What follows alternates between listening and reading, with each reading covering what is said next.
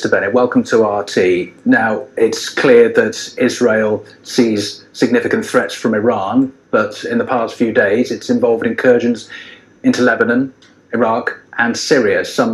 People might say that this level of preemptive incursion is a step too far. That's rubbish. Iran is trying to envelope Israel from all of the sides through Hezbollah, which is effectively Iran, through Syria, through Iraq, and even through Gaza. It's like a big octopus sending its arms in order to strangle Israel. We're not going to wait for Iran to succeed. Obviously, we'll preempt, and we will defend Israeli lives and Israeli citizens' security anywhere and at any time that we need to do so. But even though Israel has arguably one of the most formidable defense systems on the planet with the Iron Dome and also some significant allies around the world, these preemptive strikes aren't maybe a little bit jumping the gun, for want of a better phrase? Quite the contrary. What we're seeing is an aggressor, which is Iran.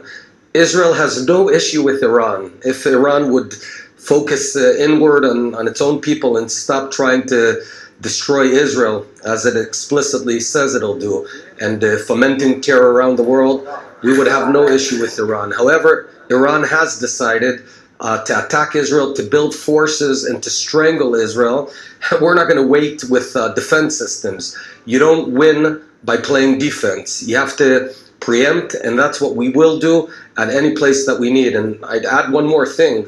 The West should be with its eyes open about all of this. I mean, 80 years ago, almost to the day, there were the bad people and the good people, and some of the West did not take sides early enough. This time, we expect all of Europe, all of the free world, to stand behind Israel in thwarting this evil empire's effort. How are you going to get people on board if Israel is the one that's making the first incursion into other people's airspace, though? We're not. Long ago, Iran has made incursions into Israel. And again, you're not going to wait for the moment that they'll attack.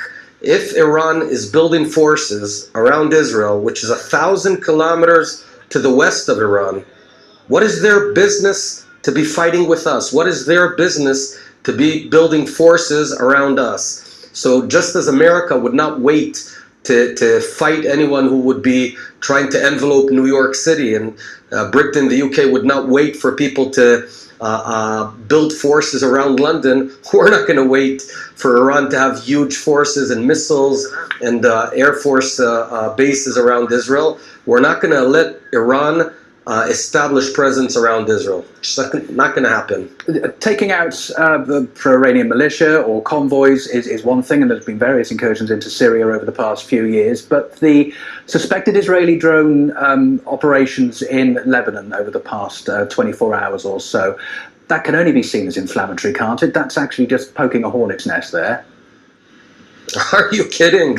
We've got a militia called Hezbollah who all it wants to do is build a big missile force to hit Israel. We've got no business in Lebanon. You know, we left Lebanon in year 2000. I'd been fighting there in the 90s. We're not there. We have no territorial claims in Lebanon. So why is Iran building a huge force? In fact, one of the biggest concentrations of missile launchers in the world. Why are they doing that? And should we just wait for them to accumulate 1 million missiles so they can destroy Israel? We're not going to do that again.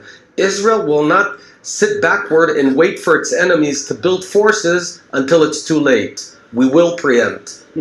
Lebanese officials have said that the recent strikes violate UN resolutions. If these were indeed Israeli drones, and the military hasn't said whether they are or not yet, it's kind of hard to argue with that. Is Israel bothered at all about a UN response?